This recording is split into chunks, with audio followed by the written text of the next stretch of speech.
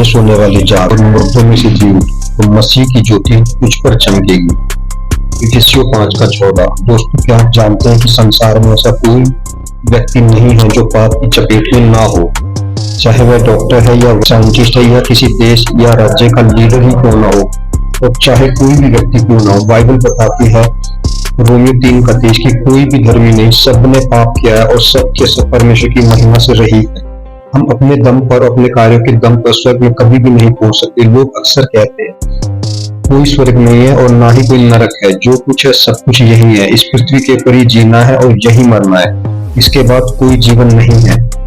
परमेश्वर आपकी आंखों को खोलना चाहते हैं। बाइबल बताती है कि इस जीवन के बाद भी एक जीवन है। शैतान आरंभ से ही ये प्रयास करता आया है कि किसी भी हालत में कोई भी व्यक्ति इस सच्चाई को ना जान सके। शैतान आरंभ से परमेश्वर का विरोधी है, जिसे बाइबल में एंटी क्राइस्ट मसीह विरोधी कहा गया है, और वह आरंभ से ही परमेश्वर की बनाई हुई सृष्टि का नुकसान चाहता है, जिसमें सबसे ज्यादा चिढ़ शैतान को इंसान से है, जिसने इंसान को आरंभ से ही पाप में गिराया। और आरंभ से शैतान परमेश्वर और मनुष्य दोनों का बैरी है। आरंभ शब्द से मतलब है जब परमेश्वर ने सृष्टि की रचना की और नर और नारी करके परमेश्वर ने आदम और हव्वा की रचना की, तो बात हो रही है उस समय से लेकर अब तक, आरंभ से।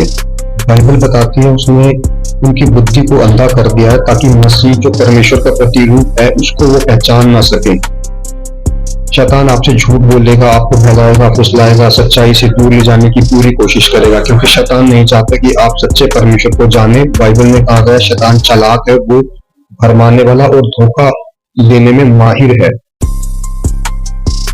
प्रकाशित वाक्य 12:9। वह बड़ा अजगर अर्थात वही पुराना सांप जो शैतान कहलाता है और सारे संसार पर भरमाने वाला है, पृथ्वी पर गिरा दिया गया और उसके दूत उसके साथ गिरा दिए गए।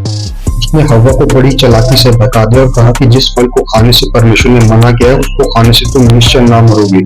यीशु मसीह ने कहा था शैतान झूठा है, वरन झूठ का पिता है। उसने हव्वा से झूठ बोला था और उसे बहका दिया था।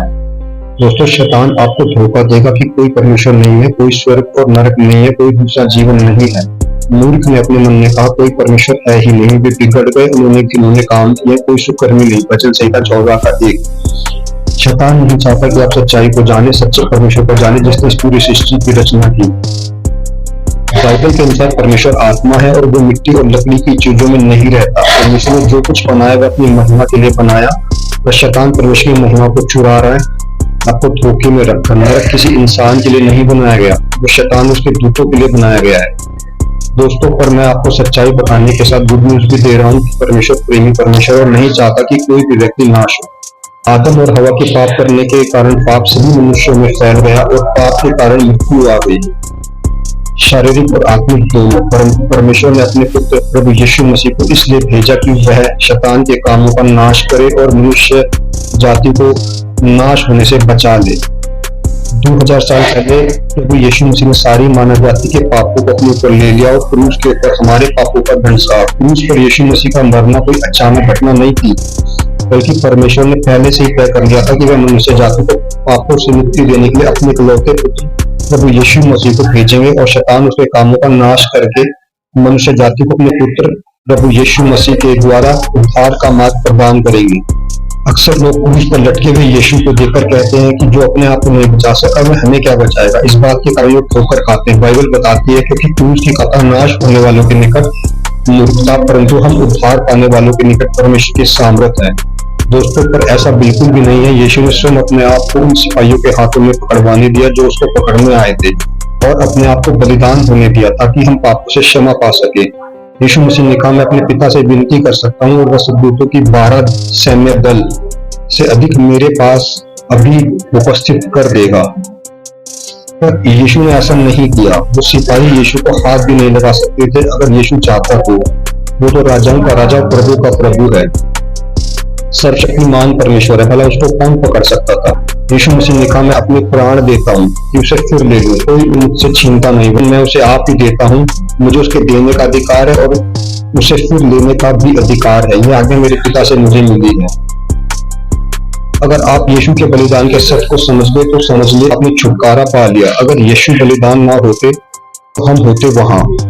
जो पाप की सजा हमारे लिए ठहराई गई थी, यीशु ने उस सजा को अपने ऊपर ले लिया ताकि हम पापों से आजाद हो सकें। एक व्यक्ति है जिसने पूरी जिंदगी शराब पी और शराब पी के अपनी दोनों किडनी खराब कर ली, और जब आपको पता चला कि आपकी दोनों किडनी देने से वह व्यक्ति बच जाएगा तो आप तैयार हो गए और अपनी दोनों किडनी उसको दे दी। वो तो बच गया, पर उस व्यक्ति का क्या जिसने दोनों किडनी दी? उसी तरह पाप के कारण हम मौत के कगार पर थे, पर यीशु ने हमारे लिए अपने आप को दे दिया। जो पाप से अज्ञात था उसी को उसने हमारे लिए पाप ठहराया कि उसमें होकर हम परमेश्वर की धार्मिकता बन जाएं। परमेश्वर केवल अपने पुत्र प्रभु यीशु मसीह में आपको धर्मी देखते हैं। फिर चाहे आप कितने ही धर्म के काम क्यों न कर ले, लंबी यात्राएं कर ले, पहाड़ों पे चक्कर लगा ले, नदियों में डुबकी लगा ले, अगर आपने प्रभु यीशु मसीह को अपना प्रभु उद्धारकर्ता स्वीकार नहीं किया है तो परमेश्वर का क्रोध हम पर बना रहता है और हमने उद्धार नहीं पाया। यीशु ने कीमत चुका दी है, दाम दे दिया है। शैतान का यीशु ने क्रूस पर खुल्लम खुल्ला तमाशा बनाया। यीशु का बलिदान उसके लहू के द्वारा पाप की गुलामी से हमेशा का छुटकारा और हमेशा का जीवन सिर्फ उसके इकलौते पुत्र प्रभु यीशु मसीह में है। आप माने या ना माने, पर यही सच है, और जो सत्य को जानेगा सत्य उसको आजाद करेगा। यीशु ने खुद कहा था, सत्य को जानो और सत्य तुम्हें आजाद करेगा। यीशु मसीह ही सत्य है, बिना यीशु के द्वारा माफी नहीं है। बाइबल कहते हैं स्वर्ग के नीचे पृथ्वी के ऊपर मनुष्य के बीच में उद्धार का कोई दूसरा नाम नहीं दिया गया, केवल एक ही नाम, यीशु मसीह।